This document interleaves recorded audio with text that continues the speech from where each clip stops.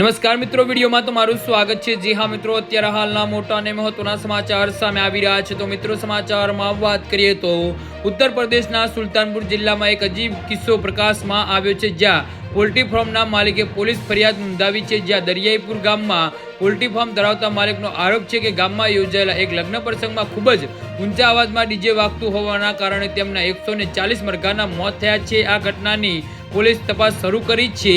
તો સમગ્ર વિસ્તારમાં આ મામલાને લઈ ચર્ચા થઈ રહી છે। તો કહેવાય છે કે 25 એપ્રિલના રોજ દરિયાઈપુરના રહેવાસી બબ્બન વિશ્વકર્માની દીકરીના લગ્ન હતા। જાન કુકડવાના રામભદ્રપુરવાથી આવી રહી હતી ને આરોપ છે કે જાનમાં ડીજે પણ લાવવામાં આવ્યા હતા અને આ ડીજેનો અવાજ એટલો વધારે હતો કે કાન પડ્યું, કંઈ સાંભળાયું નહીં। તો બાદમાં આ ડીજે જાન સાથે સબીર અલીના પોલ્ટ્રી ફાર્મ પાસેથી પસાર થઈ હતી, જ્યાં ફૂલ અવાજથી મરઘીના વાડામાં અફરાતફરી મચી ગઈ હતી ને પોલ્ટ્રી ફાર્મના સંચાલક સબીર અલીનું કહેવું છે કે રાતના લગભગ 9:30 વાગે ડીજેના કાનફળિયો અવાજના કારણે ફાર્મમાં રહેલી 140 મરઘીઓને દમ તોડી દીધો હતો। સબીરનું કહેવું છે કે દેકારો એટલો હતો કે મરઘીઓ ડરી ગઈ હતી, તેના કારણે તેમના મોત થઈ ગયા હતા અને ઘટના બાદ પીડિત પોલ્ટ્રી ફાર્મ સંચાલક બિલદીરાય પોલીસ સ્ટેશનમાં ફરિયાદ નોંધાવી હતી। પોલીસે આ મામલે ગંભીરતાથી લેતા ડીજે સંચાલક પરેશપુરી કુડવાર રહેવાસી કવિતા યાદવ વિરુદ્ધ સંબંધિત ધારાઓને ફરિયાદ નોંધી છે।